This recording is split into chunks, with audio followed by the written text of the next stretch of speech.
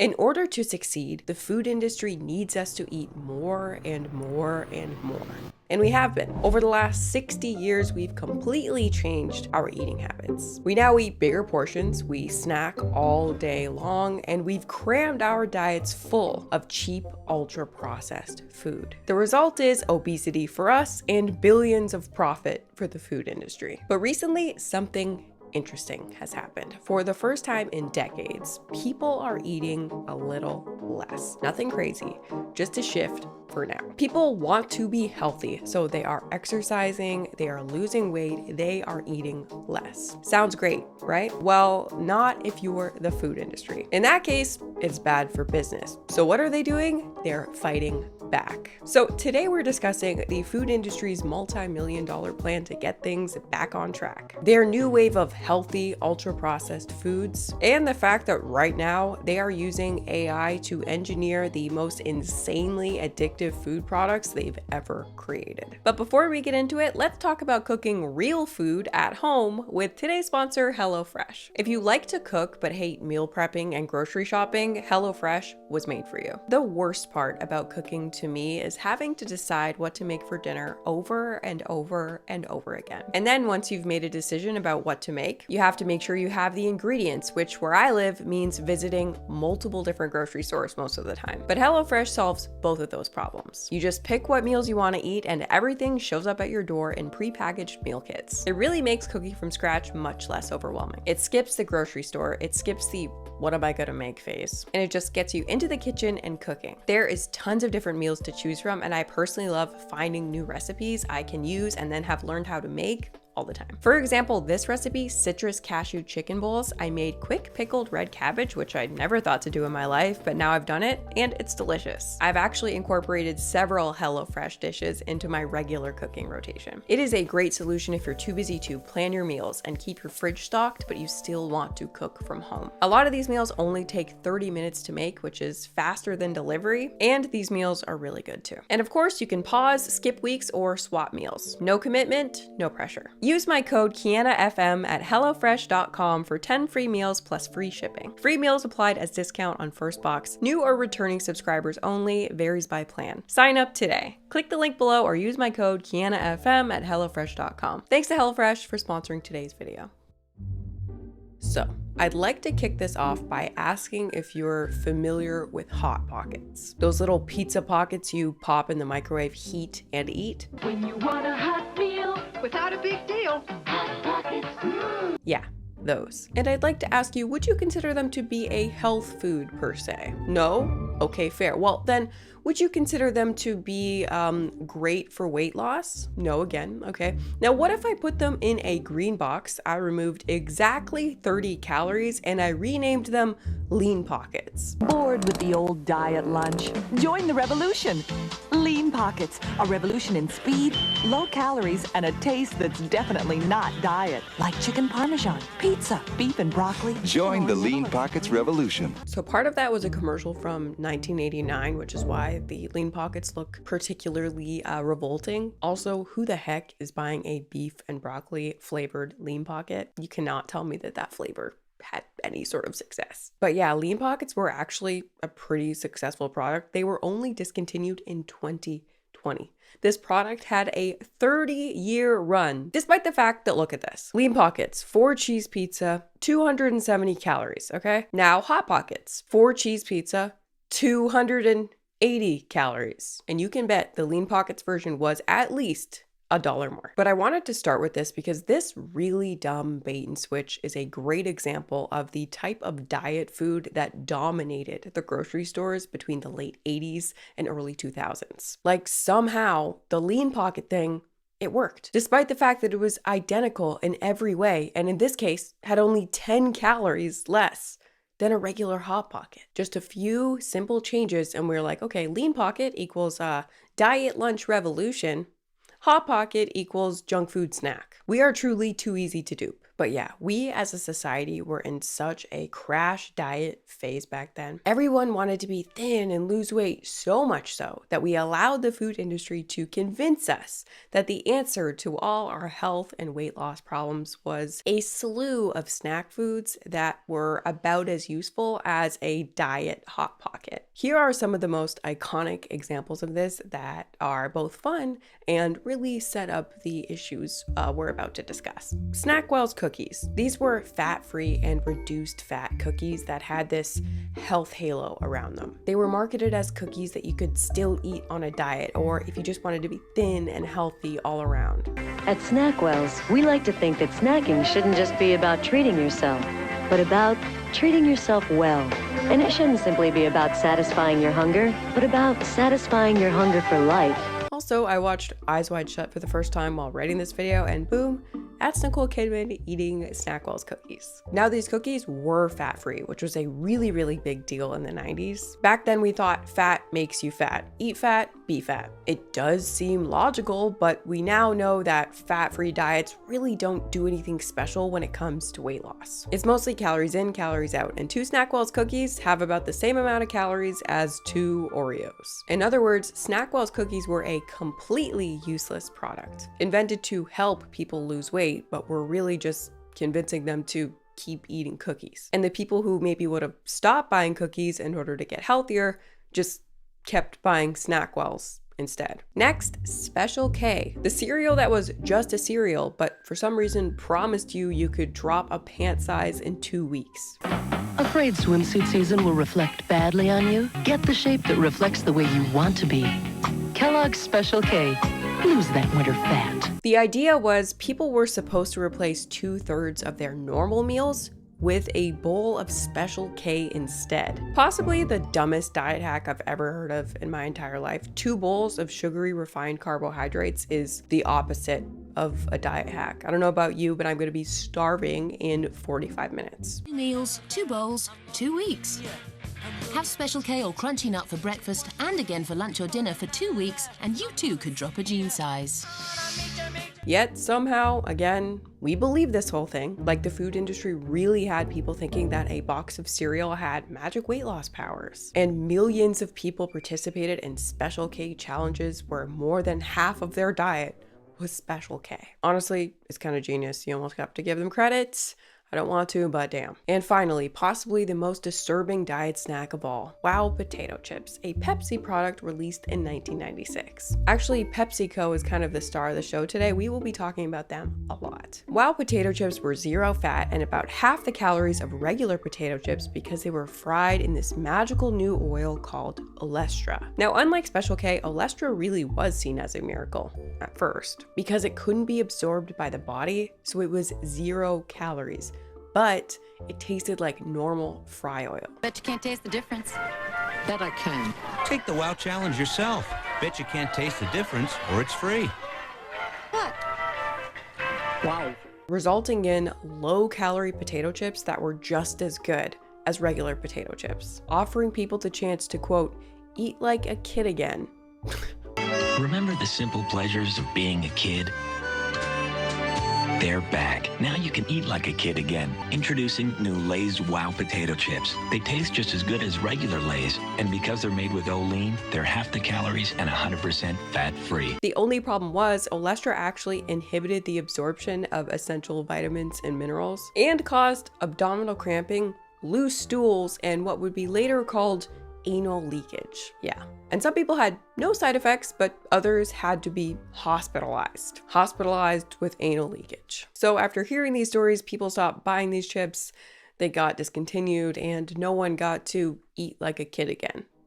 Now, obviously, none of these products were really an attempt to help people make healthier choices. They weren't even really trying to help people lose weight. These products were about ensuring that people kept eating even when they were trying not to. It was all about sales, and sales for the food industry means people must eat. And ideally, eat more and more and more and more. And eating we have been. Since the 1960s, the amount of calories available per person has taken off like a rocket. it. After World War II, the food industry just kept getting more efficient, inventing cheaper, more interesting, and fun foods that Americans wanted to fit into their lifestyle. Suddenly, food was cheap everywhere and exciting, futuristic even. Back then, most people only ate 3 meals a day. Snacking was not a thing. It was straight up weird for people to eat outside of their 3 meals a day. But over time, as we were introduced to cheap potato chips, to soda pops, to crackers, cookies, and candies, and of course, marketing campaigns convincing us to consume these things, our food environment went through this insane shift. And as a result, we wanted more. So we just kept eating. And now, as a group, we are eating roughly 1 extra meal's worth of calories every single day compared with our grandparents. And that's how the system has worked for decades. And now I know there's a lot of people watching being like, hey, F you, I don't eat more than my grandparents. But I'm saying on average, we all eat more than people of the past. Yes, even you. And yes, even if you're not overweight. And obviously some people eat way, way more than people of the past. I can put myself in this camp. For 90% of my life, I ate well above the average human being, and it's only been the last 7 years or so that I've gotten it under control. But every time someone like me changes their eating habits, an angel dies. A bright light in the food industry goes out. I would have been what's called a heavy user in the food world. I don't know if it's an intentional pun or if it just makes the most sense as a phrase, but companies like Coca-Cola straight up call the people who drink the most Coke heavy users. And these heavy users were a big part of their business because some customers will only drink 1 can of Coke a day, no matter how much you market to them. But other customers have almost no ceiling. So those guys, you can just keep getting those guys to consume more and more and more. So yeah, me and people like me are the food industry's best customers. Now, lucky for them, only a small percentage of us ever managed to stop eating so much. So we've never really been much of a threat until now. Because all of a sudden, for the first time, a large enough percentage of people are starting to eat less food. America is on a health kick. There is a growing trend toward healthier eating as people start to understand more about what they're consuming. We've been slowly building towards this for the last 10 or 20 years, but we just keep prioritizing health more and more as something that we want out of the food that we eat. Plus now 20% of Americans are on a GLP-1 like Ozempic or Mounjaro or any of the other ones. So there are millions of people on this medication and they are definitely eating less. So much less that they're buying less food, they're going to restaurants less, and they're snacking less than before. And at first, the food industry really didn't care about this, but now, combined with this broader health trend, it's large enough and it's projected to grow enough that it's taking a bite out of their sales. Big Food pours millions into rebrand as obesity drugs reshape US demand. Diet changes linked to GLP-1 drug use could mean up to $12 billion in snack sales lost over the next decade, according to EY Parthenon estimates. So the food industry now stands to lose over $1 billion per year in snack sales. And obviously, they're not too happy about this. And as you'll see, their plans to fix this little problem might affect everyone for years and even maybe decades to come. And this topic makes me so mad because people want to be healthy. They want to avoid chronic disease. They don't want to be obese. And despite the fact that ultra-processed junk food seems to be at the heart of diet-related chronic disease, the food industry seems to be willing to stop at nothing to cram these calories down our throats. Because anytime there's a renewed interest in health in society, the food industry steps in and does everything they possibly can to stop it from happening. And to clarify, we're not just talking about people on GLP-1s. Like I said, this is a trend that's been brewing for a long time. All of the articles about this mention the food industry shifting because of this, but I think it's bigger than this. And this is something that everything's been working toward for a long time. And anytime people try to do something good for their health, the food industry steps in and offers these solutions that are extremely problematic. So with this new health trend on the rise, what does an industry built on excess do? The food industry is currently changing things up big time. A new diet and wellness food era like the one from the 90s is on its way right now. And the industry is dumping money into revamping all its products for this new weight loss craze. You can see here we have Coca-Cola, Kraft Heinz, ConAgra, Mondelez International, General Mills, and PepsiCo are all spending just a little bit more money this year in order to revamp their products. And I am very, very curious about the products they're going to create. Right now, we're extremely early on this, and they have launched some products, but they're nothing crazy. They're nothing that interesting like the products of the 90s yet. First things first, as you've definitely already noticed, the industry has been slapping protein on everything. Protein Cheerios, protein popcorn, protein Starbucks drinks, and just announced protein Doritos. And it's actually predicted that this year you're going to start seeing fiber slapped on everything the same way you've been seeing protein. Now, to be completely fair, this could be a little bit helpful, right? For people who don't eat enough of these things, if you're eating a processed snack, well then, at least it has a little protein, a little fiber, maybe a little, I don't know, vitamins or something. But is this anywhere near as good as just eating normal food that naturally contains these healthier attributes? No, it is not. And if you pick up one of these protein-packed foods and think that they're doing something better or equal to a more normal food, you're doing yourself a major disservice. And ultra-processed junk food, a snack food, is still a junk food, a snack food, even with lots of protein in it. And although it's not going to kill you, it's still more marketing gimmick than functionally helpful to your life. There have also been some other new inventions, such as another one from Doritos, Simply Naked, Doritos with no dyes and no artificial flavors. I personally really don't get this product. A Dorito by any other shade is still a Dorito. Changing the color of a Dorito does not make it not a Dorito. It also doesn't make it that much healthier at all. The color of the Dorito was never the major problem with the Dorito. Please don't get duped by products like this. Products like this do absolutely nothing to improve your health. You can't eat like a kid again, okay? And you don't get to count naked Doritos as a step in the right direction if you're trying to eat healthier. Also, can you tell me in the comments if you bought these, okay? Because it seemed like when it was launched,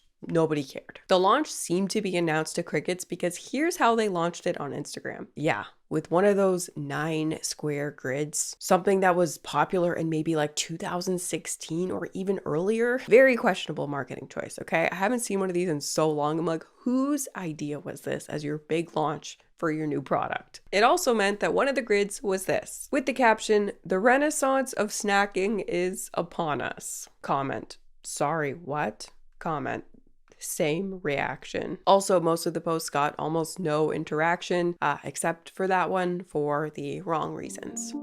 This is just the beginning though, because although it seems that a new health trend on the rise, people eating less, means inevitably dark times for the food industry, which by the way, when I say that, I just mean that they're not going to be able to post the profits that they usually do. We have a system where any sort of lesserness in a company means they're failing. So even though they can actually be doing really, really well profit-wise, they need to actually do better all the time in order to be successful in the stock market. But really, they're viewing this situation as one big fat opportunity. Weight management is a big opportunity, Nestle CEO said. I think there are more opportunities than threats, but there are both, Pepsi CEO said. So on one hand, companies do think, okay, people are eating less, there might be a problem here. Quote, consumers on GLP-1s eat 700 fewer calories a day, and they were most likely to eschew processed foods, sugar-sweetened beverages, refined grains, and beef. Only fruit, leafy greens, and water showed an overall increase in consumption, the research found. So that's the bad news for them. People are turning up their nose at ultra-processed foods, aka 80% of the food created by the industry. These guys aren't getting rich selling fruit and leafy greens, they're getting rich selling UPFs and sugar. But here's the good side for these guys, okay? It's one of these opportunities the CEOs were mentioning. While consumption of most processed and sugary foods drop when taking GLP-1s, consumers' desire for these foods does not wane. That's creating additional opportunities for food companies to support consumers' dual desires for nutrition and indulgence. In other words, people still crave junk food while on a GLP-1, they just eat less of it. And it's obviously the same with normal people on a diet. They still want the junk food, they just have to eat less of it. And this means that people are still buying these junk food snack products, these snack foods that the food industry relies on, meaning that these companies still have a chance, not just to sell to you, but to pull you back towards their products, which is where maybe this next full-on unhinged and completely evil thing comes into play. So I found this under Our Nutrition on this Reuters article that we've been discussing. I work with food scientists who are partnering with the food industry to try to increase palatability and demand for different products as people's consumption habits change due to GLP-1s. The research shows these medications not just changing how much people consume, but users moving toward less meat, more whole foods, better macros. The folks I work with are focusing on targeting and ramping up the reward response in the brain to junk and snack foods to bring people back to selecting those products. They talk a lot about helping consumers make choices that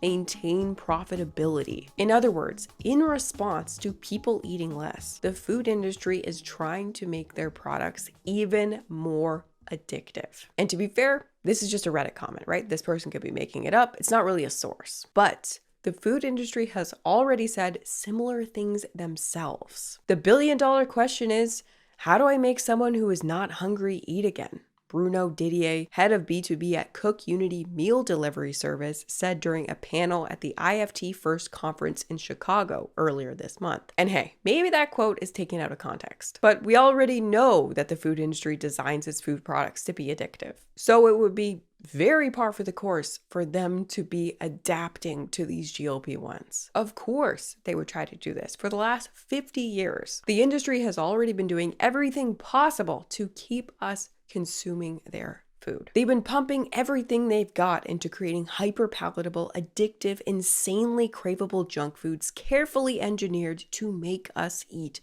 more. It started with things like the perfect amount of sugar and fat and salt, what they called the bliss point. This idea that if you hit a very specific ratio of one or more of these things, the food doesn't just taste good, it lights your brain up. It actually makes you hungrier. It compels you to keep eating. Next, companies started scanning people's brains, measuring how we react to certain foods, how excited we got, how much dopamine fired. They used tools called texturometers to ensure the perfect level of craveable crunch, resistance, and texture of each bite. And who knows what else, what research they're doing to literally hack our brains to eat more junk. But for the last who knows how many years, everything in this industry has been built on craveability. And now they're going deeper than ever before, trying to find foods that make us hungrier, craving more than before, and frankly, as addicted as possible to the foods that they create. And the GLP-1 aspect means that the food industry right now is scanning people who are on GLP-1s, people who are less responsive to food, less hungry, have less of a brain spike whenever they encounter junk food. They're taking these people and trying to understand how they can get this person's brain to want to eat more food again. Kind of insane, kind of terrifying, and now I guess they're also using AI. Brands are now turning to AI-driven food science to keep consumers hooked. They're already at this moment using this technology to, quote, bypass natural hunger cues and trigger repeat